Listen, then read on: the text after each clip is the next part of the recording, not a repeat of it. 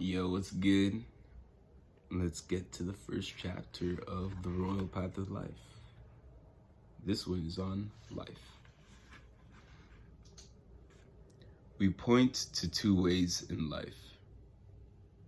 And if the young man and maiden whose feet are lingering in soft green meadows and flowery paths will consider these two ways soberly and earnestly before moving onward, and choose the one that truth and reason tell them leads to honor, success, and happiness, they have wisely chosen the royal path of life.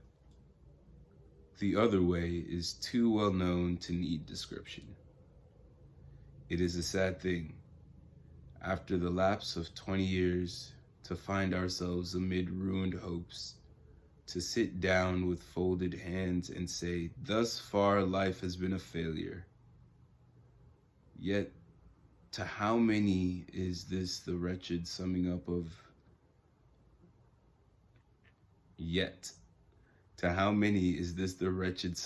at the end of a single score of years from the time that reason takes the helm? Alas, that so few who start wrong ever succeed in finding the royal path, life proving, even to its burdened years, a millstone about the neck. Dear reader, life is a royal path, and to you it shall be a millstone about your neck or a diadem on your brow. Decide at once upon a noble purpose, then take it up bravely, bear it off joyfully, lay it down triumphantly. Your greatest inheritance is a purpose in pursuit of which you will find employment and happiness for. The busy world shoves angrily aside the man who stands with arms akimbo set until occasion tells him what to do. And he who waits to have his task marked out shall die and leave his errand unfulfilled. Life is not mean, it is grand. If it is mean to any, he makes it so. God makes it glorious. Its channel he paved with diamonds. Its bank he fringed with flowers. He overarched it with stars.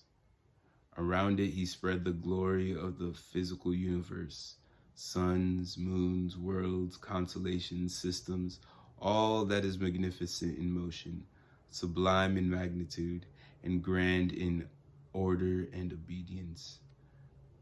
God would not have attended life with this broad march of grandeur if it did not mean something. He would not have descended to the blade of grass, the dewdrop, and the dust atom if every moment of life were not a letter to spell out some word that should bear the burden of a thought. How much life means, words refuse to tell because they cannot. The new doorway of life is hung around with flowery emblems to indicate that it is for some purpose. The mystery of our being, the necessity of action, the relation of cause to effect, the dependence of one thing upon another, the mutual influence and affinity of all things, assure us that life is for a purpose to which every outward thing doth point. The trees with leaves, like a shield or like a sword, wage vigorous warfare with the elements. They bend under the wind, make music of it, then stand upon and grow more stalwartly straight up toward the heart of the heavens. A man is to learn of the oak and cling to his plans as it to its leaves till pushed off by new ones, and be as tenacious of life when lopped, sending up branches straight as the old trunk and when cut off, sending up a brood of young oaks, crowning the stump with vigorous defenders. He that floats lazily down the stream, in pursuit of something borne along by the same current, will find himself indeed moved forward. But unless he lays his hand to the oar and increases his speed by his own labor, must be always at the same distance from that which he is following. Our own voyage of life must not drift, but steer.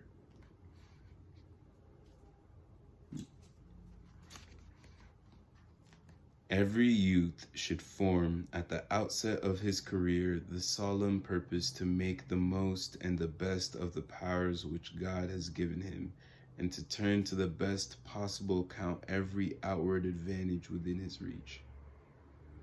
This purpose must carry within it the assent of the reason, the approval of the conscience, the sober judgment of the intellect. It should then embody within itself whatever is vehement? Yo, rose me in the comments. It should then embody within itself whatever is vehement in desire, inspiring in hope, thrilling in enthusiasm, and intense in desperate resolve. Such a plan of life will save him from many a damaging contest with temptation. It will regulate his sports and recreations.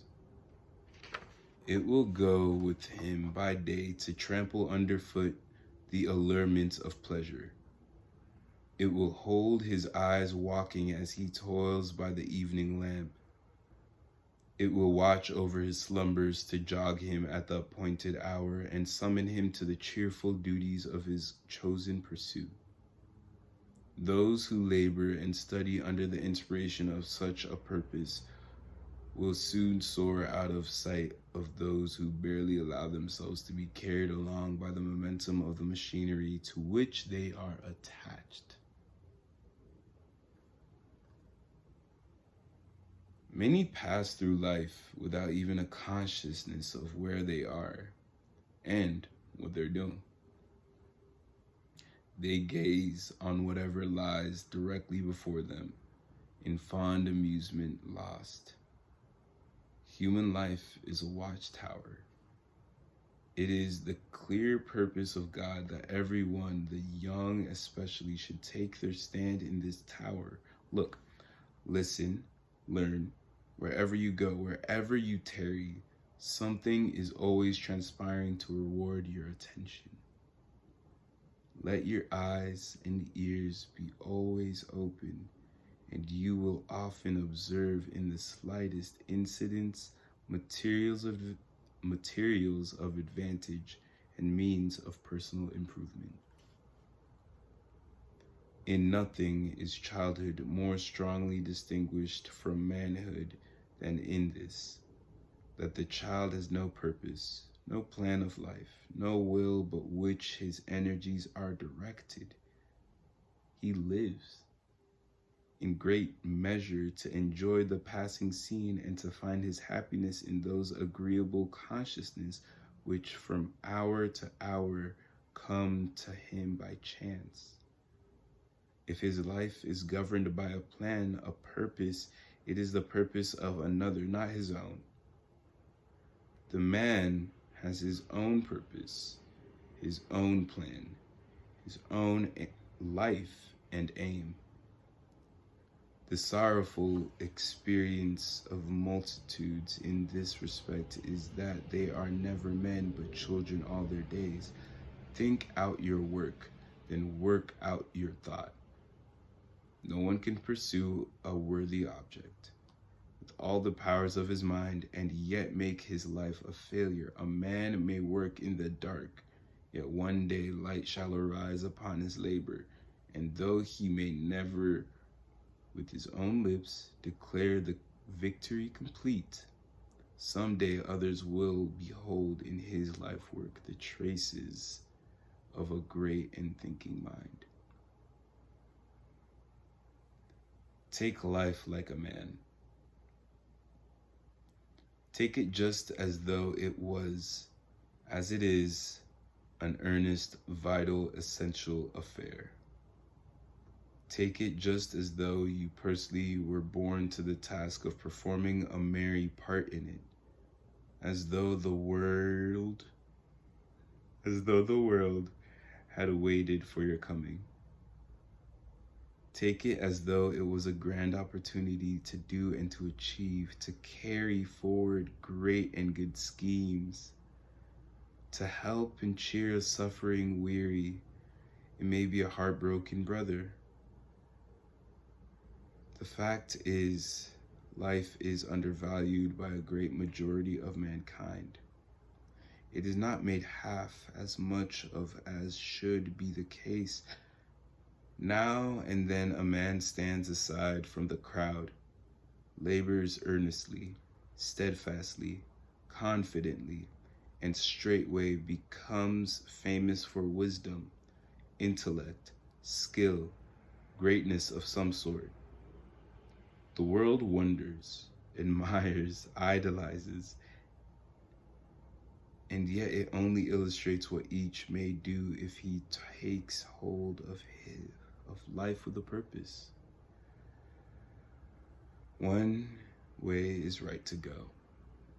The hero sees it and moves on that aim and has the world under him for foot and support. His approbation is honor, his descent infamy. Man was sent into the world to be a growing and exhaustless force. The world was spread out around him to be seized and conquered. Realms of infinite truth burst open above him, inviting him to tread those shining coasts along with which Newton dropped his plummet and Herschel sailed, a Columbus of the skies. Some, because they have once or twice met with rebuffs, sink in discouragement. Such should know that our own errors may often teach us more than the grave precepts of others. We counsel the young man never to despair. If he can make nothing by any work that presents itself now, he can at least make himself, or what is equivalent, he can save himself from the sure death of a pusillanimous. I'm gonna have to look that up later.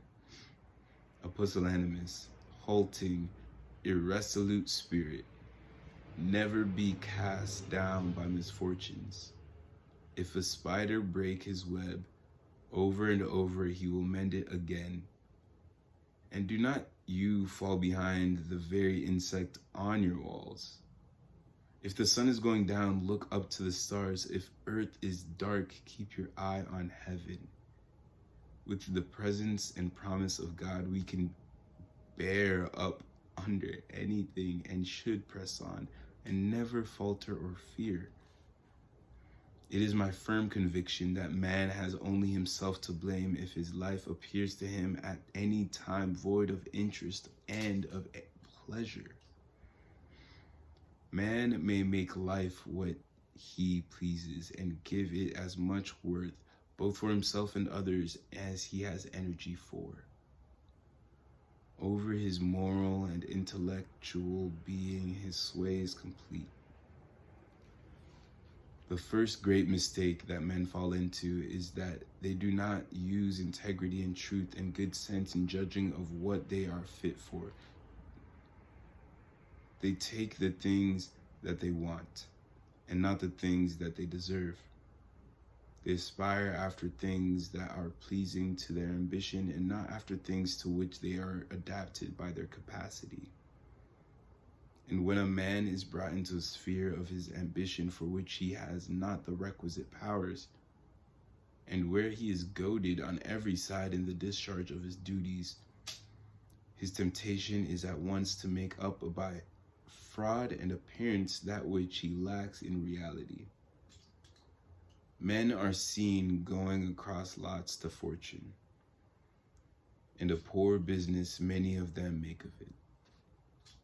Oftentimes they lose their way, and when they do not, they find so many hills and valleys, so many swells and depressions, so many risings and fallings, so many ups and downs that though by an airline the distance might be shorter, in reality, the distance is greater than by the lawful route. And when they come back, they are ragged and poor and mean.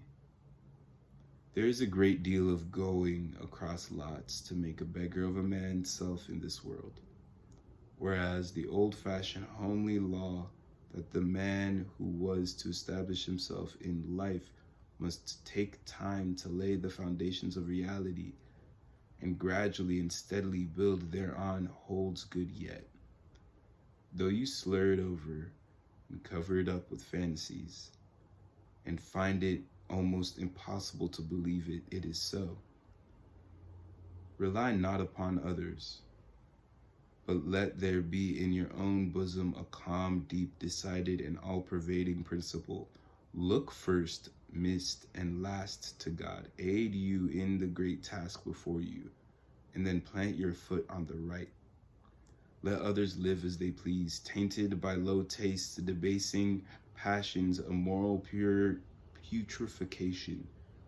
Be you the salt of the earth, incorrupt in your deeds, in your most inmost thoughts and feelings, nay, more incorruptible like virtue herself, your manners blameless, your views of duty not narrow, false, and destructive, but a savior of life to all around you. Let your speech be always with grace, seasoned with the salt of truth, honor, manliness, and benevolence. Wait not for the lash of guilt to scourge you to the path of God in heaven. Be of the prudent who foresee the evil and hide themselves from it, and not of the simple who pass on and are punished. Life to youth is a fairy tale just opened. To old age, a tale read through, ending in death. Be wise in time, that you may be happy in eternity. That is chapter 1 on life. Join me for the next chapter on man and woman.